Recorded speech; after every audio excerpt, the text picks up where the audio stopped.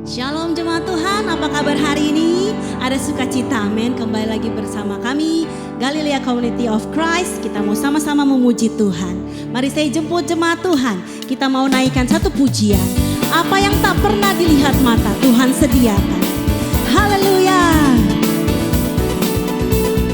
Terima kasih Tuhan untuk kebaikan-Mu Tuhan.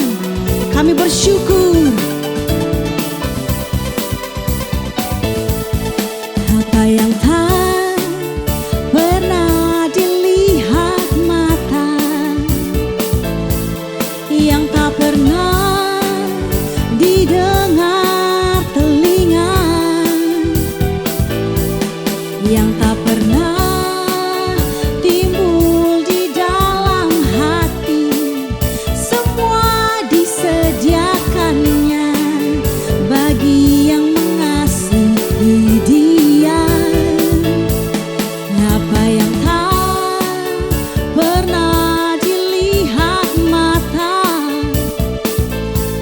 yang tak pernah didengar telinga, yang tak pernah timbul di dalam hati, semua disediakannya bagi yang mengasihi Dia. Katakan Allah sanggup melakukan segala perkara, dulu, sekarang, dan selamanya. Kuasanya tidak berubah. Allah sanggup melakukan segala perkara, dulu, sekarang, dan selamanya. Kuasanya tak berubah. Apa yang tak pernah dilihat mata, haleluya, dan tak pernah didengar telinga, yang tak pernah timbul di dalam hati, semua disediakannya bagi yang mengasihi Dia. Allah sanggup melakukan segala perkara, dulu, sekarang, dan selamanya. Kuasanya tidak berubah.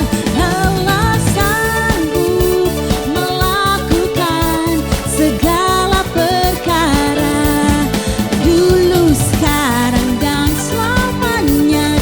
Kuasanya tak berubah. Allah sanggup melakukan segala perkara, dulu, sekarang, dan selamanya. Kuasanya tidak berubah. Allah sanggup melakukan segala perkara, dulu, sekarang, dan selamanya. Kuasanya tak berubah. Dulu, sekarang, dan selamanya. Dulu, sekarang, dan selamanya. Dulu, sekarang, dan selamanya. Kuasanya tak berubah. Haleluya. Dulu, sekarang, kuasanya tak pernah berubah. Amin. Mari Roh Kudus, hadirlah Tuhan dan jamah setiap hati kami ya Bapa. Segala yang mustahil Tuhan, segala yang tidak mungkin Tuhan, kami percaya bahwa Engkau yang pegang kendali ya Bapa. Haleluya. Roh Kudus hadir di sini, mengalir di bait suci. Perkara ajaib pun terjadi, kuasa mujizat nyata karena Roh Allah sedang bekerja. Roh Kudus hadir di sini, mengalir di bait suci. Perkara ajaib pun terjadi, kuasa mujizat nyata, karena Roh Allah sedang bekerja. Tiada yang mustahil dan tiada yang sukar bila Roh Allah turut bekerja. Tiada yang mustahil bagi orang percaya bila Roh Allah turut bekerja di antara kita. Mari jemaat Tuhan, kita satukan hati kita. Roh Kudus hadir di sini, mengalir di bait suci. Perkara ajaib pun terjadi, kuasa mujizat nyata, karena Roh Allah sedang bekerja. Tiada yang mustahil dan tiada yang sukar bila Roh Allah turut bekerja. Tiada yang mustahil bagi orang percaya, karena Roh Allah turut bekerja di antara kita.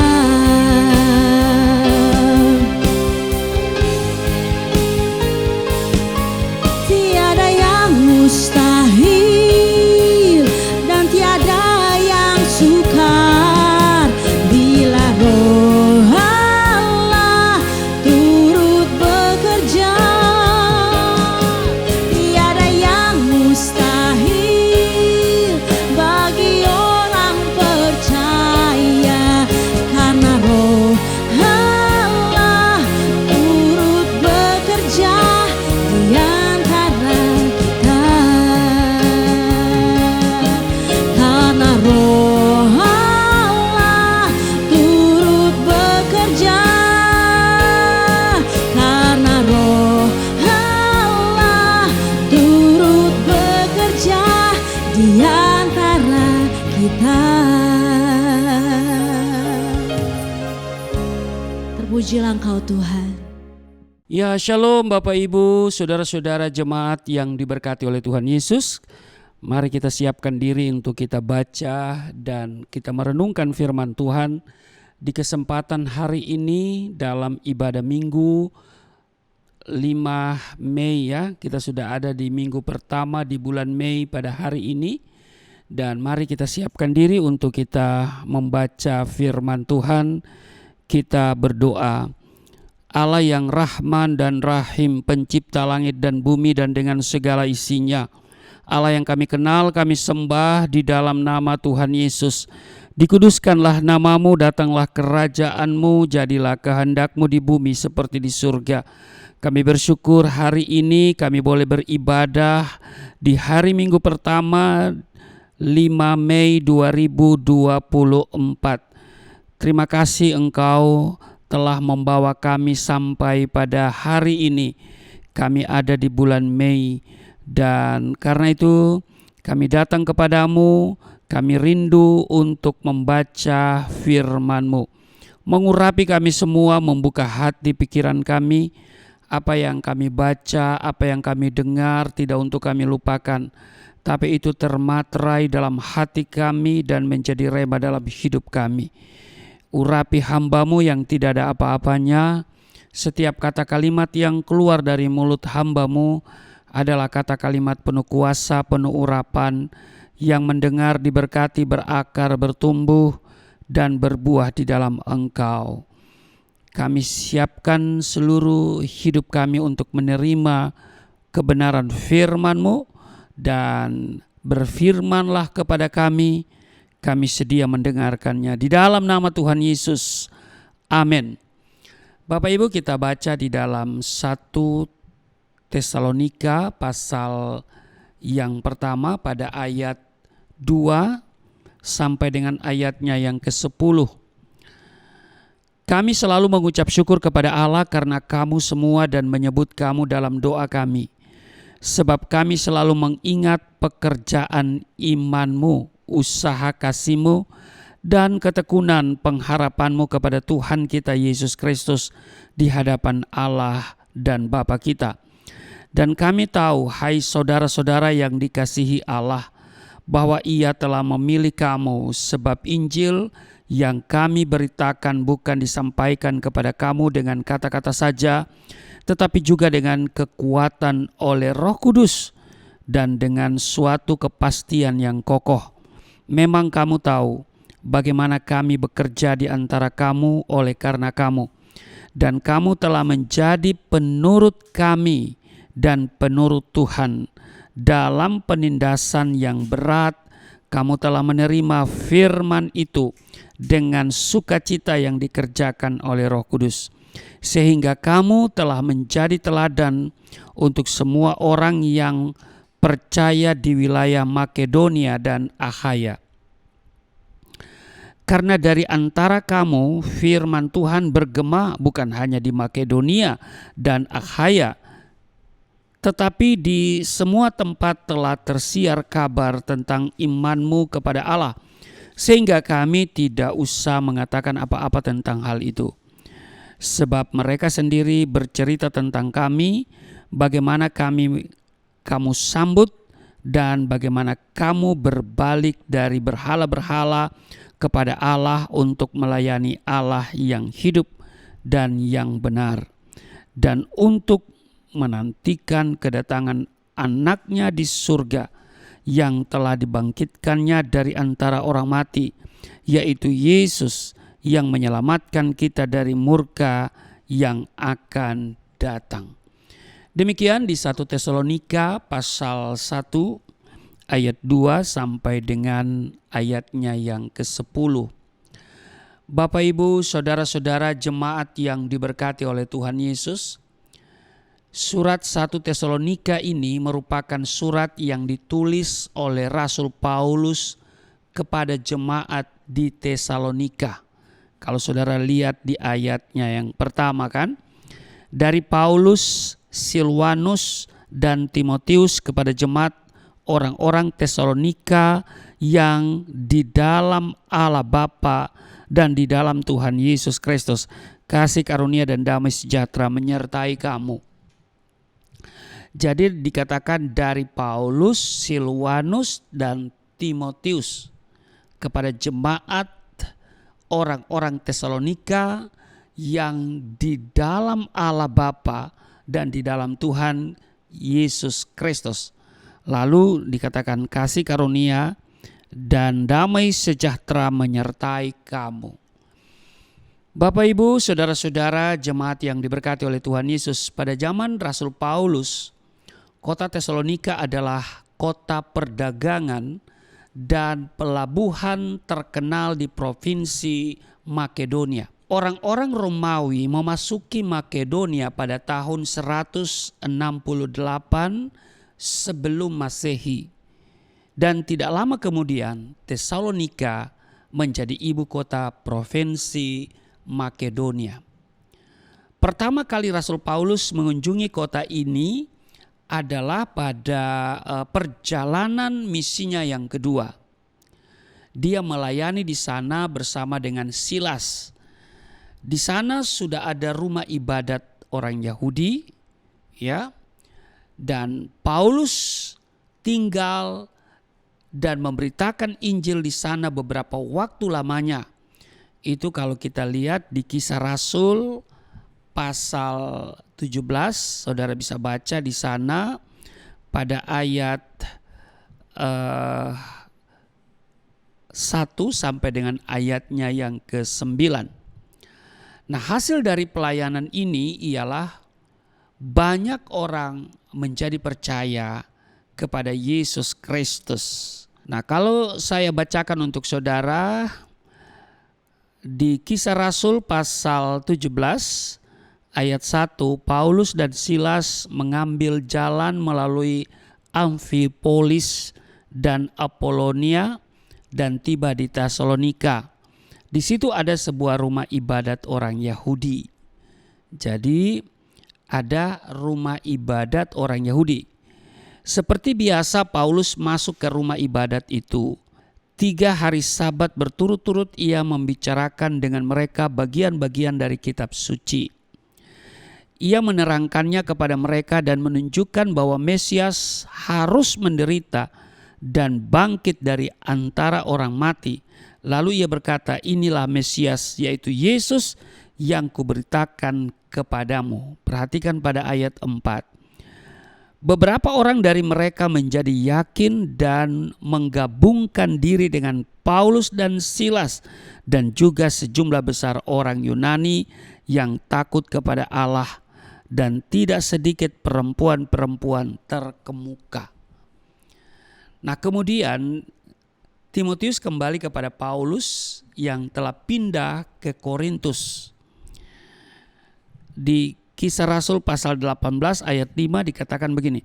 Ketika Silas dan Timotius datang dari Makedonia, Paulus dengan sepenuhnya dapat memberitakan firman, di mana ia memberi kesaksian kepada orang-orang Yahudi bahwa Yesus adalah Mesias.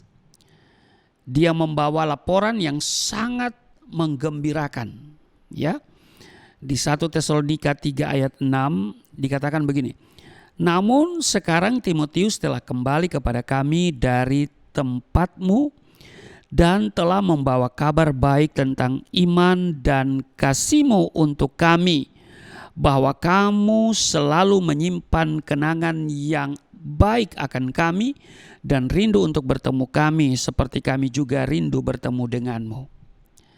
Tetapi juga ada beberapa persoalan dalam jemaat, baik tentang hal-hal yang menyangkut zaman akhir maupun hal-hal yang menyangkut etika kekristenan. Dalam 1 Tesalonika pasal 1 ayat 2 dan 3 bacaan kita tadi, kalau saya baca kembali dikatakan begini, kami selalu mengucap syukur kepada Allah karena kamu semua dan menyebut kamu dalam doa kami, sebab kami selalu mengingat pekerjaan imanmu, usaha kasihmu dan ketekunan pengharapanmu kepada Tuhan kita Yesus Kristus di hadapan Allah dan Bapa kita. Nah, di sini Rasul Paulus bersama teman-teman seperjalanannya dalam memberitakan Injil mengucap syukur dan menyebut jemaat Tesalonika dalam doa mereka kepada Allah oleh karena pekerjaan iman, usaha kasih dan ketekunan pengharapan jemaat Tesalonika. Perhatikan kata pekerjaan itu berarti tindakan, perbuatan atau perwujudan. Nah, kata usaha karena dikatakan di sini ya, sebab kami selalu mengingat pekerjaan imanmu, lalu usaha. Nah, usaha berarti pelayanan, kerja keras, ya kan, kelelahan. Lalu dan ketekunan pengharapanmu kepada Tuhan kita Yesus Kristus. Ada kata ketekunan berarti daya tahan, iya kan, keteguhan, kesabaran. Nah, dengan demikian iman, kasih dan pengharapan seperti yang dituliskan oleh Rasul Paulus dalam 1 Korintus 13 ayat 13 sungguh-sungguh ada dan bertumbuh dalam kehidupan jemaat di Tesalonika. Nah, Bapak Ibu, saudara-saudara yang diberkati oleh Tuhan Yesus, alangkah bersukacita dan melimpah dengan syukur hati seorang pembina rohani ya apabila orang-orang yang ia layani itu bertumbuh di dalam iman, kasih dan pengharapan kepada Yesus Kristus. Tidak hanya pembina rohani saja, tetapi Tuhan Yesus Kristus yang adalah Tuhan dari pembina rohani dan orang yang dilayani pasti sudah barang tentu senang, ya kan? Dan merindukan domba-dombanya itu hidup bertumbuh dalam iman, kasih, dan pengharapan kepadanya. Karena itu pertanyaannya bagi kita adalah, sudahkah kita menjadi orang Kristen yang menyenangkan hati Tuhan dalam hal iman, kasih, dan pengharapan kita kepadanya? Bapak, Ibu, saudara-saudara jemaat yang diberkati oleh Tuhan Yesus, dalam ayat 4 dan 5 dikatakan begini, dan kami tahu hai saudara-saudara yang dikasihi Allah, bahwa Ia telah memilih kamu, sebab Injil yang kami beritakan bukan disampaikan kepada kamu dengan kata-kata saja, tetapi juga dengan kekuatan oleh Roh Kudus dan dengan suatu kepastian yang kokoh. Memang kamu tahu bagaimana kami bekerja di antara kamu oleh karena kamu. Di sini Rasul Paulus menyatakan keyakinannya bahwa Allah telah memilih orang-orang percaya di Tesalonika sebagai umatnya. Kalau mereka bisa percaya kepada Yesus Kristus, itu bukan karena kepintaran Rasul Paulus dan teman-teman seperjalanannya ketika memberitakan Injil. Rasul Paulus hanya alat Tuhan untuk memberitakan Injil. Tetapi yang membuat orang-orang Tesalonika itu menjadi percaya adalah Allah sendiri melalui kuasa Roh Kudus. Amin. Nah, Bapak, Ibu, saudara-saudara yang diberkati oleh Tuhan Yesus, sebagai orang Kristen, kita harus menyadari bahwa keselamatan itu adalah karya Allah. Amin. Jangan tambahkan usaha atau pekerjaanmu atau amal perbuatanmu. Itu semata-mata adalah karya dan anugerah Allah. Kita bisa mengakui Yesus Kristus sebagai Tuhan dan Juru Selamat kita bukan karena kehebatan dan kepintaran dari seorang penginjil ataupun kita yang menerima Injil itu, tetapi lagi-lagi saya tekankan di sini, Allah sendiri, yaitu Roh Kudus yang bekerja sehingga kita mampu mengambil keputusan untuk percaya kepadanya. Amin. Amin. Nah, pemahaman ini akan membuat kita terus-menerus mengucap syukur kepada Allah karena anugerahnya yang juga menghindarkan kita dari perasaan sombong di hadapan Allah ataupun manusia karena keselamatan yang kita terima. Amin. Karena itu Bapak Ibu, saya tidak terlalu tertarik dengan yang namanya debat-debat iman Kristen itu ya. Kemarin baru terjadi debat antara Islam dan Kristen, tetapi sebetulnya menurut saya itu bukan mewakili Islam. Kenapa? Karena mereka itu di pihak Donditan itu kan hanya menyerang iman Kristen dan itu kan tidak fair ya. Dan dari pihak pendeta Ezra Soru tidak menyerang iman Islam, ya kan?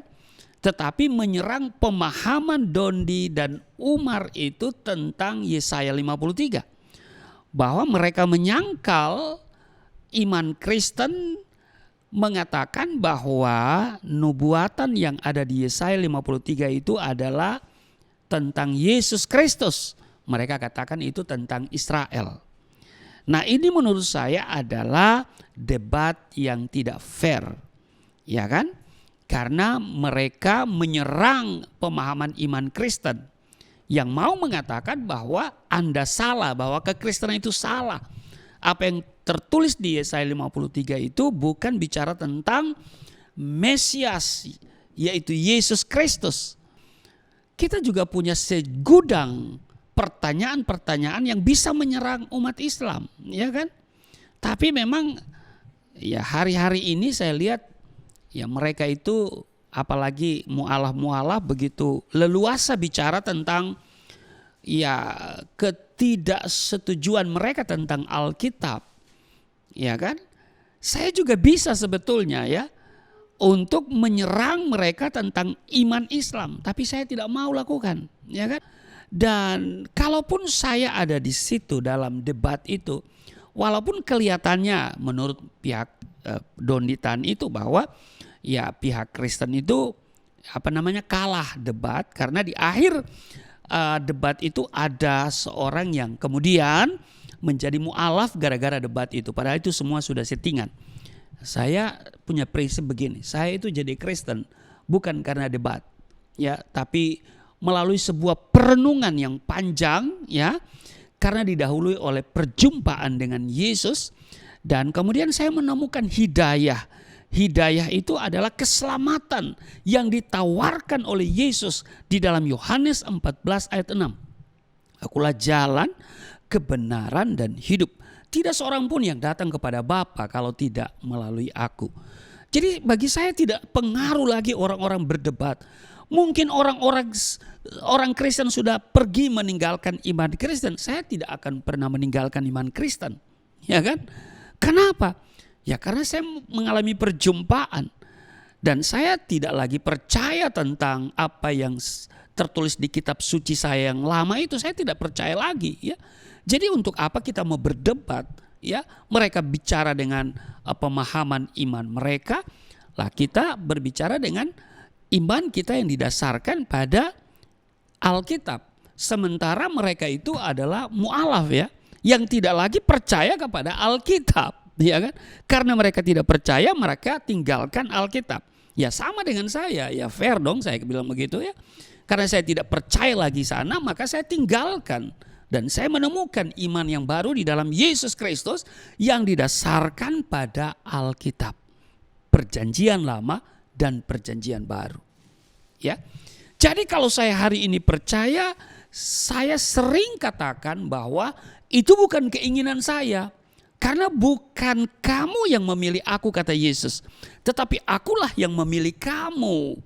Ya, secara logika mungkin kita akan menolak Yesus sebagai Tuhan dan Juru Selamat. Iya kan? Pasti banyak orang berbicara begitu. Tapi menurut saya orang yang menolak Yesus itu adalah orang-orang yang selubungnya masih ditutupkan, belum dibuka. Ya, Roh Kudus yang akan membuka itu. Ya. Nah, sama seperti apa yang disampaikan oleh Rasul Paulus kepada jemaat di Tesalonika, dan melalui juga bacaan hari ini kita diingatkan bahwa ya kita tidak boleh sombong, ya, di hadapan Allah ataupun di hadapan manusia karena keselamatan yang telah kita terima, karena itu bukan usaha kita, semua karena anugerah. Amin. Nah itu dia, ya. Jadi kita boleh menerima kebenaran Alkitab yang menegaskan bahwa Injil itu adalah kebenaran dan kekuatan Allah yang menyelamatkan.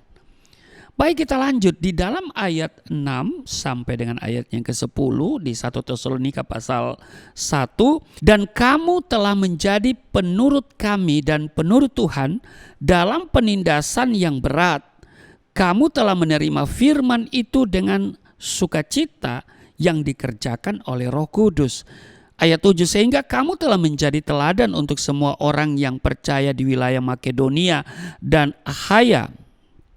Ayat 8, karena dari antara kamu firman Tuhan bergema bukan hanya di Makedonia dan Akhaya saja, tetapi di semua tempat telah tersiar kabar tentang imanmu kepada Allah, sehingga kami tidak usah mengatakan apa-apa tentang hal itu. Di ayat 9, sebab mereka sendiri bercerita tentang kami, bagaimana kamu sambut dan bagaimana kamu berbalik dari berhala-berhala kepada Allah untuk melayani Allah yang hidup dan yang benar. Ayat 10, dan untuk menantikan kedatangan anaknya dari surga yang telah dibangkitkannya dari antara orang mati, yaitu Yesus yang menyelamatkan kita dari murka yang akan datang. Nah, di sini Rasul Paulus menguraikan beberapa hal ya berhubungan dengan iman Kristen ya sebagai bukti bertumbuhnya iman, kasih dan pengharapan jemaat Tesalonika. Nah, uraian ini memberikan kita pemahaman tentang bagaimana sesungguhnya kehidupan orang Kristen yang sejati. Oleh karena itu, melalui firman Tuhan ini kita akan belajar ada 3 ciri yang harus nampak dalam kehidupan orang Kristen yang sejati. Yang pertama dikatakan di ayat 6, dan kamu telah menjadi penurut kami dan penurut Tuhan dalam penindasan yang berat. Kamu telah menerima firman itu dengan sukacita yang dikerjakan oleh Roh Kudus. Jadi yang pertama adalah menerima firman Allah dalam segala keadaan. Amin. Dikatakan begini, dan kamu telah menjadi penurut kami dan penurut Tuhan dalam penindasan yang berat. Kamu telah menerima firman itu dengan sukacita yang dikerjakan oleh Roh Kudus. Perhatikan kata penindasan berarti penganiayaan, tekanan, kesusahan, kesulitan. Amin. Nah, Rasul Paulus mengatakan bahwa dalam penindasan yang berat, kamu atau jemaat Tesalonika telah menerima firman Tuhan dengan sukacita yang dikerjakan oleh Roh Kudus. Ini bukan tanpa alasan, saudara. Pernyataan Paulus ini berhubungan dengan keadaan di Tesalonika, di mana ketika Rasul Paulus memberitakan Injil di sana telah terjadi apa? Keributan yang dilakukan oleh orang-orang yang tidak percaya. Itu saudara bisa baca di 1 Tesalonika pasal 17 pada ayat 1 sampai dengan ayatnya yang ke-9. Jadi memang orang-orang yang tidak percaya kepada Yesus sebagai Tuhan dan Juru Selamat ini menyerang iman Kristen. Nah, apa yang disampaikan dalam debat antara Bapak Pendeta Isra Zoru dan Dondi Tan itu kita lihat ya. Akhirnya kan mereka yaitu dari pihak Islam itu kan dipermalukan. Ya kan? Haleluya. Nah, Bapak Ibu Saudara-saudara, orang-orang yang percaya kepada Yesus Kristus tidak disenangi dan dibenci. Ini yang terjadi sampai hari ini. Ya, lihat kehidupan orang Kristen di negeri ini. Ya kan? Kita mau beribadah saja ya, dipersulit ya. Haleluya. Mau beribadah kepada Tuhan kita, dipersulit tempat ibadahnya, ya kan? Lalu sementara ibadah dibubarkan, haleluya. Hanya di Indonesia itu yang negara yang berketuhanan yang Maha Esa, tapi kok orang ibadah disuruh dibubarkan begitu ya. Tapi hari-hari ke depan gak boleh lagi, ada undang-undang yang mengatur. Ya tapi ya namanya juga Indonesia, saya pesimis itu diberlakukan. Ya seperti undang-undang penistaan agama yang saya sendiri mengalami, ya kan? 4 tahun 6 bulan di penjara. Padahal saya tidak sevulgar para mu'alaf itu bicara yang sembarangan mereka bicara. Tetapi karena orang Kristen itu tidak mau melaporkan. Percuma juga dilaporkan.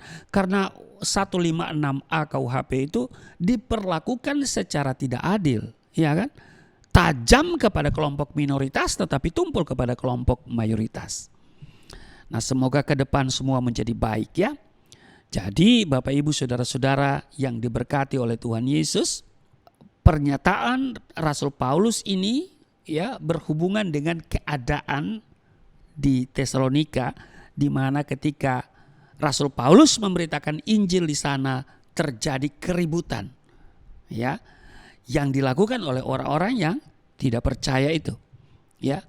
Tetapi Bapak Ibu yang kekasih, dalam keadaan seperti itu, iman, kasih dan pengharapan jemaat Tesalonika tidak mundur atau kendor. Sebaliknya, mereka mau menerima firman Allah dan kemudian bertumbuh dalam iman, kasih dan pengharapan kepada Yesus Kristus. Rasul Paulus juga menyatakan bahwa jemaat Tesalonika menerima firman Tuhan dengan sukacita yang dikerjakan oleh Roh Kudus. Artinya Roh Kuduslah yang memampukan, menguatkan, menghibur jemaat Tesalonika sehingga mereka tetap bertumbuh dalam iman, kasih dan pengharapan sekalipun dalam penindasan. Bapak Ibu saudara-saudara jemaat yang diberkati oleh Tuhan Yesus, penganiayaan, tekanan, kesusahan atau kesulitan dalam hidup ini sering membuat orang Kristen kecewa dan kemudian menyangkal imannya. Ketika mengalami suatu penyakit, kehilangan orang-orang yang dikasihi, kehilangan harta benda, doa atau kerinduannya tidak dikabulkan Tuhan, dihina dan dicaci maki karena mengikut Kristus, maka banyak orang Kristen yang iman, kasih dan pengharapannya kepada Yesus Kristus kemudian menjadi tumpul. Namun yang Tuhan mau dari kita sebagai orang percaya adalah mau menerima firman-Nya dalam segala keadaan. Bukan hanya ketika berada dalam suatu suasana yang senang atau melimpah dengan berkat. Namun juga ketika berada dalam masa-masa yang sulit atau teraniaya. Keadaan itu sudah saya alami. Iya kan? Saya ketika terima Yesus di awal-awal itu penuh dengan kesusahan. Ya. Tidak punya tempat tinggal, menggelandang. Ya, kadang tidak makan. Ya, entah mau tidur di mana, jalan terus. Ya. Ya, tiba malam ya tidur di mana saya berjumpa dengan malam itu, ya. Makan di mana pokoknya nggak jelas, jalan aja. Keliling-keliling kota itu aja saudara ya. Nggak mandi juga ya. Ya saya pikir kambing aja nggak mandi tetap mahal harganya ya. Apalagi saya anak Allah, haleluya. Nah belum lagi saya di penjara ya. Masuk penjara jangan tanya dipukul atau tidak. Bukan dipukul lagi, dianiaya. Banyak penderitaan yang saya alami. Belum lagi Tuhan proses soal ekonomi. Sampai hari ini saya hidup tanpa gaji Bapak Ibu. Ya. Saya hidup tanpa gaji. Ya, kalau orang lain punya gaji ya setiap bulan dia atur gajinya, dicukup-cukupkan ya, bahkan ada yang belum habis uangnya sudah terima gaji karena ketemu bulan yang baru lagi ya. Kalau saya ya hidup dari bulan ke bulan gitu ya, saudara ya. Makanya kalau di Amerika itu sedang meneliti ada kemungkinan untuk hidup di bulan, saudara, kalau saya mah sudah hidup dari bulan ke bulan, haleluya. Iya, tapi penuh dengan sukacita. Kasih, iman dan pengharapan saya tidak pernah kendor dari Yesus. Iya. Saudara bisa lihat kesaksian saya ya. Bagaimana pengalaman bersama Yesus. Ya. Jadi saya tidak pernah mundur selangkah pun ya dari iman, kasih, iman dan pengharapan kepada Yesus. Nah, Bapak Ibu, saudara-saudara jemaat yang diberkati oleh Tuhan Yesus, seorang tokoh dalam Alkitab yang menderita dalam mengikut Allah adalah Ayub. Ketika Tuhan mengizinkan Ayub harus kehilangan segala harta benda dan anak-anaknya, bahkan dirinya sendiri mengalami penyakit yang sangat parah, ia tetap percaya kepada Allah. Walaupun istrinya menyuruh Ayub untuk menyangkal imannya, namun Ayub sungguh teguh imannya kepada Tuhan dengan mengatakan, kalau kita lihat di Ayub pasal 2 ayat 9 dan 10, engkau berbicara seperti perempuan gila. Apakah kita menerima yang baik dari Allah tetapi tidak mau menerima yang buruk? Ini perkataan Ayub yang luar biasa. Bapak Ibu saudara-saudara yang diberkati oleh Tuhan Yesus, kita mungkin berpikir bahwa menerima firman Allah dalam segala keadaan adalah suatu hal yang sulit untuk kita lakukan. Memang hal itu pasti terjadi bila kita hanya mengandalkan kekuatan, pikiran atau akal kita sendiri. Namun dengar baik Bapak Ibu, bila kita menyadari bahwa kita telah menerima Roh Kudus yang memampukan, menguatkan dan menghibur kita dalam hidup ini, maka percayalah kita tidak mudah kecewa apalagi menyangkal iman kita. Kita pasti mau menerima firman Allah dalam segala keadaan. Amin. Kita pasti bertumbuh dalam iman, kasih dan pengharapan kita kepada Tuhan Yesus Kristus. Karena itu, marilah kita memohon kekuatan dan penghiburan dari Tuhan dalam menjalani hidup kita sebagai orang Kristen. Tuhan yang akan memberikan kekuatan kepada kita. Amin.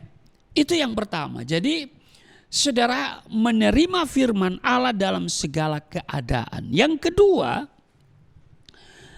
kalau kita baca di 1 Tesalonika pasal 1 ayat 7 dan 8, saya akan bacakan. Sehingga kamu telah menjadi teladan untuk semua orang yang percaya di wilayah Makedonia dan Akhaya. Ayat 8, karena dari antara kamu firman Tuhan bergema bukan hanya di Makedonia, ya kan, dan Akhaya saja, tetapi di semua tempat telah tersiar kabar tentang imanmu kepada Allah, sehingga kami tidak usah mengatakan apa-apa tentang hal itu. Bapak Ibu, saudara-saudara jemaat yang diberkati oleh Tuhan Yesus, Rasul Paulus mengatakan bahwa kehidupan jemaat di Tesalonika telah menjadi teladan bagi semua orang percaya di Makedonia dan Akhaya. Itu di ayat 7. Ya kan? Bahkan bukan hanya menjadi teladan saja, tetapi juga melalui kehidupan jemaat Tesalonika, maka di semua tempat firman Tuhan bergema dan iman mereka tersiar. Itu di ayat 8. Nah, yang menarik untuk diperhatikan adalah daerah Makedonia dan Akhaya yang disebutkan dalam teks ini. Bila kita perhatikan di peta perjalanan misi Rasul Paulus dalam memberitakan Injil, maka jarak antara Makedonia dan Akhaya begitu jauh. Pada saat itu, kebanyakan penduduk kedua daerah tersebut adalah orang-orang yang menyembah berhala. Jadi lihat, jarak antara Makedonia dan Akhaya itu jauh, dan orang-orang yang ada di kedua daerah itu mayoritas adalah penduduk yang menyembah berhala. Bapak Ibu, saudara-saudara jemaat yang diberkati oleh Tuhan Yesus, perhatikan bahwa iman jemaat Tesalonika tidak hanya bergema di kedua daerah tersebut, yaitu Makedonia dan Akhaya, tetapi di semua tempat.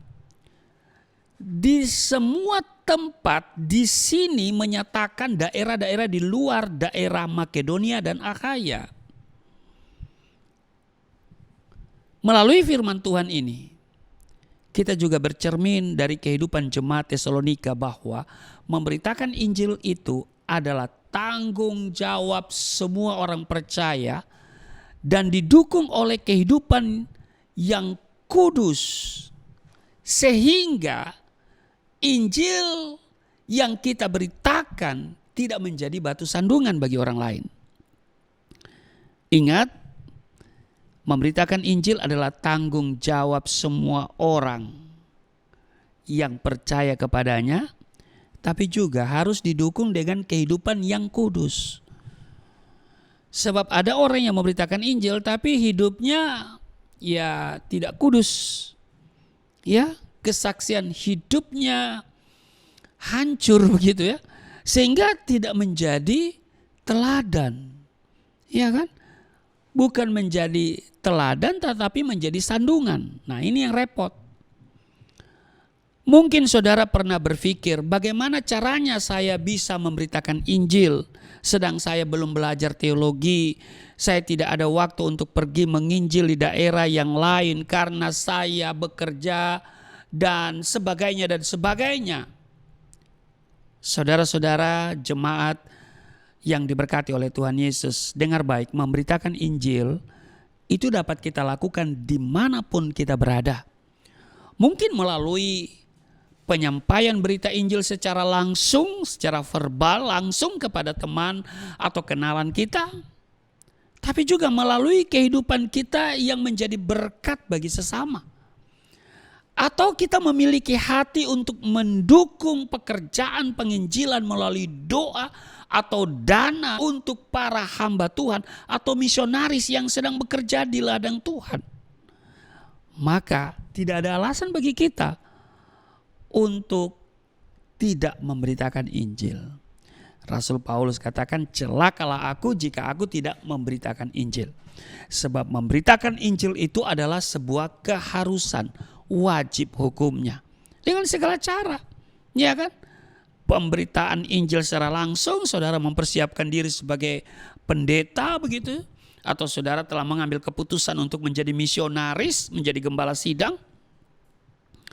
Tapi mungkin saudara tidak punya minat di sana, tidak sekolah teologi, bukan berarti saudara tidak bisa memberitakan Injil. Saudara sebagai seorang pekerja di dunia sekuler, saudara bisa menjadi berkat bagi orang-orang di sekitarmu, di kantormu, bosmu tidak pusing-pusing ya karena pekerjaanmu tidak selesai, ya kan?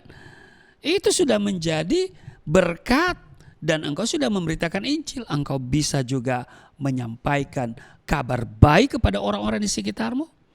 Atau saudara bisa mendukung kami di dalam doa. Saya adalah orang yang berada di garis terdepan dalam memberitakan Injil. Itu sudah komitmen saya. Memberitakan Injil bagi saya itu adalah sebuah keharusan ya. Itu semua wajib hukumnya bagi kita ya. Dan memberitakan Injil itu bagi saya adalah memberi hidup. Ya, saudara mendukung kami dalam doa. Doakan saya, keluarga saya, pelayanan saya, ya.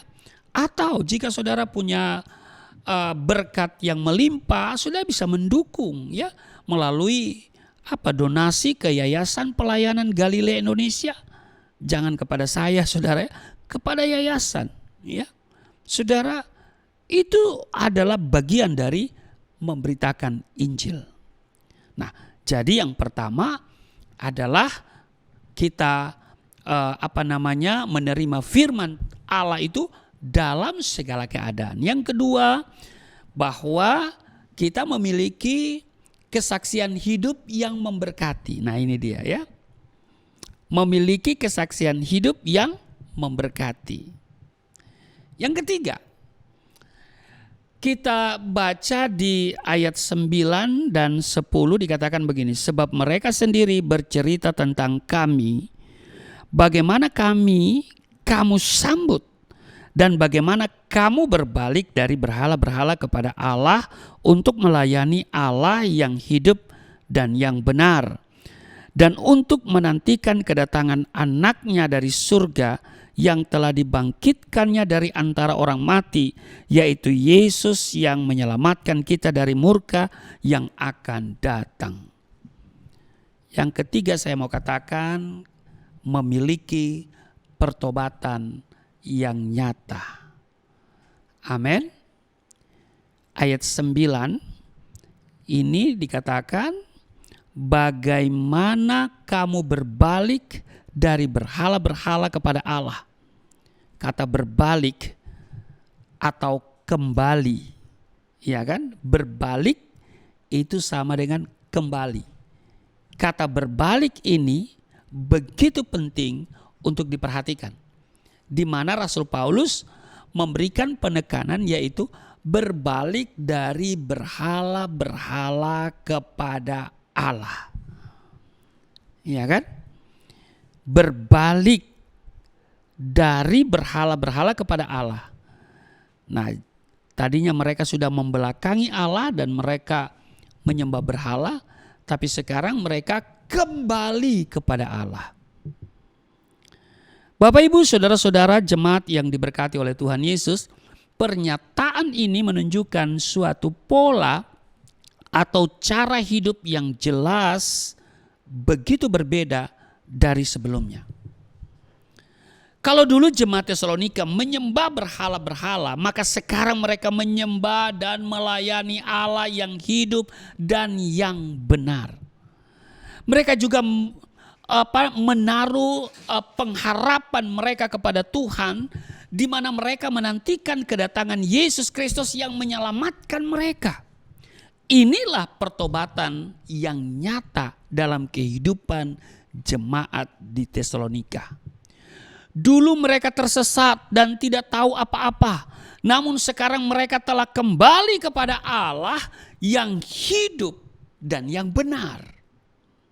Mereka tidak mau lagi menyembah dan melayani berhala-berhala itu.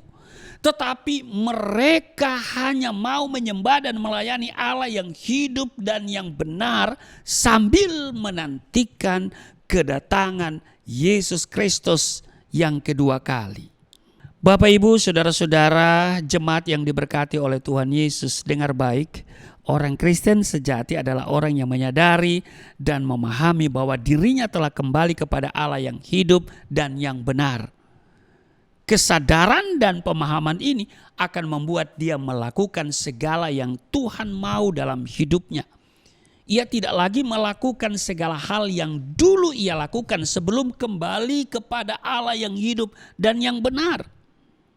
Sebagai contoh, tidak lagi pergi ke dukun atau kuburan untuk meminta pertolongan, ya kan? Tidak lagi percaya ramalan manusia, tidak lagi bersungut-sungut dalam hidupnya, dan tidak lagi melakukan segala hal yang bertentangan dengan firman Tuhan. Intinya bahwa orang Kristen sejati memiliki pertobatan yang nyata. Kesimpulannya adalah kita bersyukur kepada Tuhan Yesus Kristus karena banyak orang yang telah mendengar firman-Nya dan menjadi pengikut Kristus Yesus di dunia ini, termasuk saudara dan saya. Amin. Maka itu jadilah orang Kristen yang sejati, yang mau menerima firman Allah dalam segala keadaan. Memiliki kesaksian yang hidup dan yang memberkati, dan juga memiliki pertobatan yang nyata. Dengan demikian, melalui kehidupan kita, orang lain dapat mendengar, percaya dan menyaksikan kasih Tuhan yang sungguh teramat besar. Tuhan Yesus memberkati. Mari kita berdoa. Terima kasih untuk hari ini. Kami diingatkan melalui pembacaan di dalam 1 Tesalonika pasal 1 ayat 2 sampai dengan ayatnya yang ke-10. Supaya kami memiliki atau menerima firman Allah dalam segala keadaan. Kami juga harus memiliki kesaksian hidup yang memberkati. Dan kami juga diingatkan memiliki pertobatan yang nyata. Supaya melalui kehidupan kami, banyak orang dapat mendengar, kemudian menjadi percaya, serta menyaksikan kasih Tuhan yang sungguh teramat besar. Apapun yang kami jumpai ketika kami memberitakan Injil, kami percaya ada Roh Kudus yang memberikan kami kekuatan, bahkan memberikan perlindungan. Ajar kami untuk senantiasa memiliki semangat memberitakan Injil kemanapun kami pergi dan berada. Terima kasih untuk hari ini. Sebentar kami akan menyatu dengan tubuh darah-Mu, tapi sebelumnya kami akan memberikan persembahan syukur kami untuk pekerjaan Tuhan ke Yayasan Pelayanan Galilea Indonesia. Tuhan, kiranya setiap mereka yang memberi dengan sukacita, Tuhan perhitungkan, Tuhan mengenal mereka, Tuhan mengenal hati dan pikiran mereka, dan Tuhan limpahkan berkat atas mereka. Kami berdoa untuk Yayasan Pelayanan Galilea Indonesia akan semakin eksis dalam memberitakan Injil. Kerinduan yayasan untuk memiliki 1 unit ruko, Tuhan kiranya Engkau mengabulkan kerinduan itu. Dan kami terus berdoa supaya kami masih ada di sini. Kalau yayasan belum bisa membelinya, kami percaya Tuhan yang akan juga menolong untuk memperpanjang sewa atau kontrak 1 unit ruko ini. Terpujilah Engkau, tidak ada perkara yang mustahil, tidak ada perkara yang sukar bagi Tuhan. Kami andalkan Tuhan karena Engkau yang empunya segala-galanya. Dan Engkau satu-satunya yang kami miliki, tidak ada yang lain. Terima kasih Tuhan, berkati kami semua, mereka yang memberi persembahan tidak kekurangan, tidak sakit-sakitan, tidak kelaparan, tidak miskin, tidak bangkrut, tapi hidup berkelimpahan, berlimpah sukacita, berlimpah damai sejahtera, dan penyertaan Tuhan sempurna atas mereka. Sambil memberi, kami mempersiapkan diri untuk seperjamuan dengan tubuh darah-Mu. Di dalam nama Tuhan Yesus, haleluya, amin. Tiba saatnya kita akan memberikan persembahan. Bagi jemaat Tuhan yang mau memberikan persembahan, boleh disalurkan melalui rekening yang ada di layar dan juga bisa melalui QRIS. Dan tiba saatnya kita akan memasuki perjamuan kudus. Mari siapkan roti dan anggur. Dan siapkan hati pikiran kita untuk mendapatkan perjamuan kudus dari Tuhan. Oleh kuasa darah-Mu, Kau telah tebus dosaku. Kekudusan-Mu melingkupiku. Kasih-Mu mengalir memulihkan hidupku.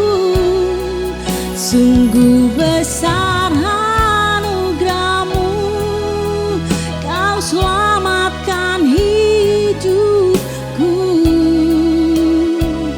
Ku menjadi ciptaan yang baru oleh kuasa darah-Mu.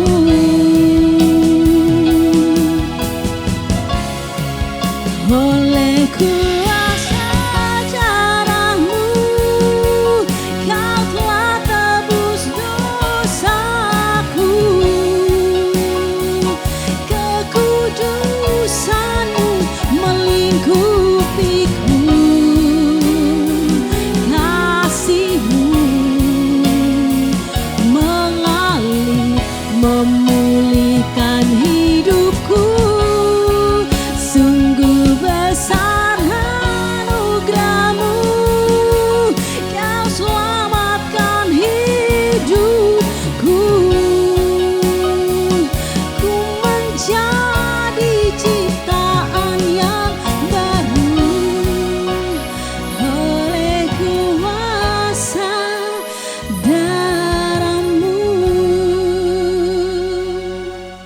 Baik Bapak Ibu, terima kasih untuk persembahan yang saudara berikan untuk pekerjaan Tuhan melalui Yayasan Pelayanan Galilea Indonesia.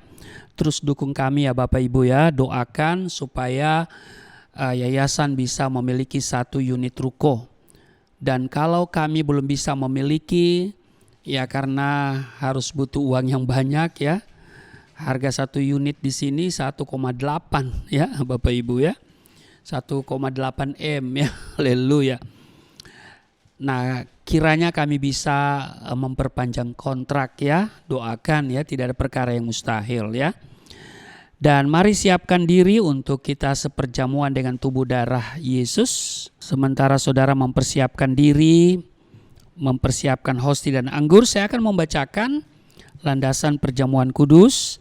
1 Korintus 11 ayat 23, sebab apa yang telah aku tuliskan kepadamu telah aku terima dari Tuhan, yaitu bahwa Tuhan Yesus pada malam waktu ia diserahkan mengambil roti, dan sesudah itu ia mengucap syukur atasnya, ia memecah-mecahkannya dan berkata, inilah tubuhku yang diserahkan bagi kamu, perbuatlah ini menjadi peringatan akan aku. Demikian juga ia mengambil cawan sesudah makan, lalu berkata, cawan ini adalah perjanjian baru yang dimateraikan oleh darahku. Perbuatlah ini setiap kali kamu meminumnya menjadi peringatan akan aku. Bapak Ibu, mari saya jemput berdiri, ambil hosti, ya, pegang dengan tangan kananmu, angkat.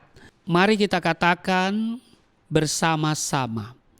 Di dalam nama Yesus Kristus, inilah roti yang turun dari surga, inilah tubuh Yesus Kristus yang tergantung di atas kayu salib, yang memberikan keselamatan hidup kekal di dalam kerajaan surga, yang menyempurnakan tubuhku agar sehat sempurna, menyempurnakan jiwa dan rohku supaya dibangkitkan pada akhir zaman. Inilah tubuh Yesus Kristus yang tergantung di atas kayu salib, tertikam, tertombak, agar kami tidak terkapar di rumah sakit, tidak terkapar di meja operasi, tidak terkapar di ruang ICU, tidak lumpuh, tidak pikun, tidak koma.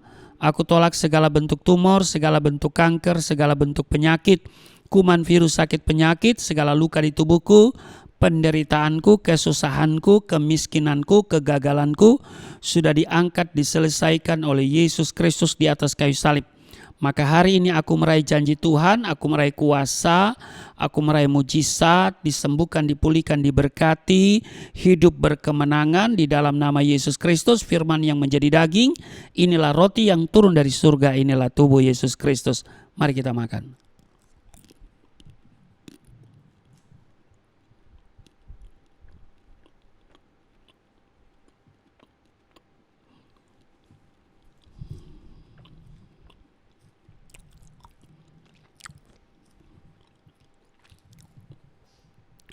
Mari kita ambil anggur dibentuk menjadi darah Kristus. Kita angkat dan mari kita katakan bersama-sama. Di dalam nama Yesus Kristus, inilah darah Yesus Kristus yang tertumpah di atas kayu salib sebagai perjanjian yang baru dan yang kekal, yang memberikan pengampunan atas dosa-dosaku, menyucikan dan menguduskan kami, agar kami semua termaterai menjadi warga kerajaan surga. Di dalam nama Yesus Kristus, oleh kuasa darahnya dan oleh bilur-bilur Yesus Kristus, kami semua diselamatkan, dan mulai hari ini kami semua tidak sakit-sakitan, tidak migrain, tidak sakit kepala, tidak vertigo, tidak pendarahan. Aku tolak stroke, aku tolak sakit kista, segala bentuk tumor, segala bentuk kanker. Aku tolak sakit jantung, jantungku sehat, tidak dioperasi, tidak ada penyempitan. Aku tolak sakit paru-paru, paru-paruku sehat, tidak ada flek, tidak TBC, tidak sakit asma. Aku tolak sakit liver, tidak hepatitis. Aku tolak sakit ginjal, ginjalku sempurna, tidak cuci darah, tidak gagal ginjal. Aku tolak diabetes, pankreasku sempurna. Aku tolak darah tinggi, aku tolak darah rendah. Tidak ada alergi dalam tubuhku, tidak kolesterol. Sel-sel darah merah, darah putih sempurna adanya. Tidak asam urat. Aku tolak rematik. Tulang-tulangku tidak keropos, saraf, pembuluh-pembuluh darah, semuanya berfungsi dengan sempurna. Darah Yesus Kristus membalut, menyembuhkan segala penyakitku. Tuhan memperbesar kapasitasku. Kekayaan bangsa-bangsa dipercayakan kepadaku. Tidak ada pintu yang tertutup bagiku. Tidak ada kuasa kegelapan yang bisa menyerang aku. Tuhan akan selalu memberkati pekerjaan tanganku. Apa saja yang aku kerjakan selalu berhasil. Mujizat dan terobosan akan menjadi bagianku. Pengurapan dan otoritas ilahi ada dalam hidupku. Di dalam nama Yesus Kristus, inilah darah Yesus Kristus. Mari kita minum darah Yesus.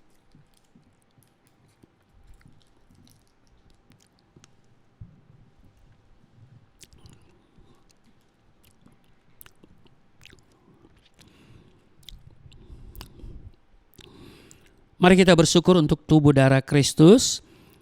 Di dalam nama Tuhan Yesus kami datang di hadapan-Mu, kami mengucap syukur atas tubuh darah-Mu yang sudah menyatu dengan tubuh darah kami. Kami di dalam Tuhan, Tuhan tinggal di dalam kami. Tuhan bertanggung jawab atas seluruh kehidupan kami.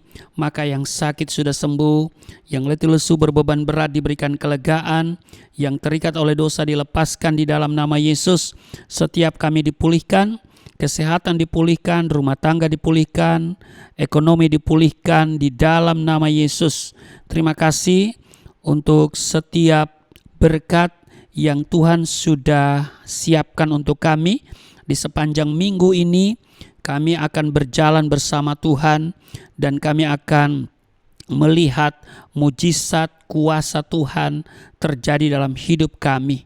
Bahwa tidak ada perkara yang sukar dan sulit bagi Tuhan, bagi orang yang percaya kepadamu. Ada kemenangan yang Tuhan berikan kepada kami. Kami percaya ada kekuatan yang Tuhan berikan atas setiap kami. Orang yang beribadah, Tuhan buat perbedaan antara orang yang beribadah dengan orang yang tidak beribadah. Janji Tuhan yang beribadah memberkati roti makanan dan memberkati air minuman. Dan Tuhan janji menjauhkan dari segala penyakit, dijauhkan dari segala sakit penyakit. Di dalam nama Tuhan Yesus, hamba doa untuk setiap mereka yang datang beribadah dan mereka yang sudah memberikan persembahan. Tuhan, Engkau berkati persembahan mereka dan biarlah yayasan akan semakin eksis dalam pekerjaan Tuhan memberitakan Injil kemanapun Tuhan utus. Dan juga semua pelayanan yang dilakukan oleh yayasan semuanya diberkati baik on-site maupun online, juga melalui Galilea Network. Diberkati setiap orang yang mendengar firman Tuhan setiap hari. Tuhan kenal setiap mereka di dalam nama Yesus. Terima kasih Tuhan. Kami berdoa supaya yayasan Tuhan berkenan kami boleh memiliki 1 unit ruko. Dan sekiranya belum bisa tahun ini, Tuhan juga akan menyediakan dana untuk perpanjangan kontrak supaya yayasan masih ada di sini untuk pekerjaan-pekerjaan Tuhan. Terima kasih. Inilah kami terus berdoa untuk Indonesia. Indonesia ada dalam rencana Tuhan. Indonesia penuh kemuliaan Tuhan. Pemerintah yang ada diberkati dan Presiden Jokowi bersama Wakil Presiden akan mengakhiri sampai pada bulan Oktober dan nanti di bulan Oktober dilantik presiden yang baru yang sudah terpilih dan yang sudah ditetapkan oleh KPU bahkan juga hasil putusan MK. Terima kasih Tuhan, Engkau baik dan inilah kami datang kepadamu di dalam nama Tuhan Yesus yang telah mengajar kami berdoa bersama-sama. Bapa kami yang di surga, dikuduskanlah namamu, datanglah kerajaanmu, jadilah kehendakmu di bumi seperti di surga. Berilah kami pada hari ini makanan kami yang secukupnya, ampuni akan kesalahan kami, seperti kami sudah mengampuni orang bersalah pada kami. Jangan bawa kami ke dalam pencobaan, tapi lepaskanlah kami daripada yang jahat, sebab Engkau yang mempunyai kerajaan, kuasa dan kemuliaan sampai selama-lamanya. Amin. Masih tetap berdiri dan saudara angkat tanganmu, terimalah berkat Tuhan. Segala berkat yang dari surga mengalir dalam hidupmu. Di dalam nama Tuhan Yesus diberkatilah engkau, diberkati rumah tanggamu, diberkati suami istri, berkati orang tua anak cucumu, diberkati usaha bisnis, toko daganganmu, studi dan pelayananmu, lumbung-lumbungmu diberkati, buah kandunganmu diberkati, anak-anakmu anak-anak yang cerdas, generasi yang unggul, berkesempatan studi dalam dan di luar negeri dapat beasiswa. Apa yang kau kerjakan Tuhan buat berhasil, naik bukan turun, menjadi kepala bukan ekor. Tuhan menjaga keluar masukmu sekarang dan selamanya.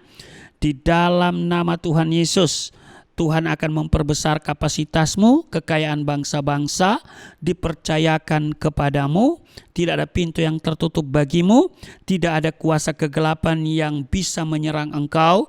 Tuhan selalu memberkati pekerjaan tanganmu, mujizat dan terobosan menjadi bagianmu, pengurapan dan otoritas ilahi ada dalam hidupmu. Di dalam nama Tuhan Yesus aku berseru turunlah berkat, kasih setia, penyertaan, perlindungan yang sempurna, damai, sukacita, kemuliaan, kemenangan dari Bapa Surgawi, dari Yesus Kristus dalam persekutuan dengan Roh Kudus tercurah mengalir dalam hidupmu mulai saat ini sampai selama-lamanya.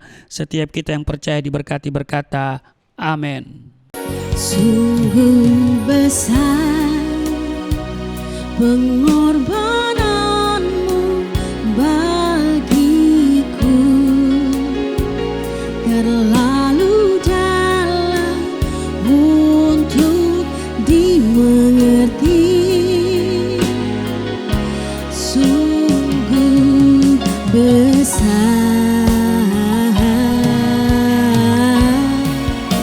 sungguh indah yang kau pikirkan tentangku, tak terselami bagiku. Sungguh indah, sungguh indah, sungguh indah. Ibadah kita telah selesai. Sampai jumpa di program Galilea Community of Christ selanjutnya. Tuhan Yesus memberkati.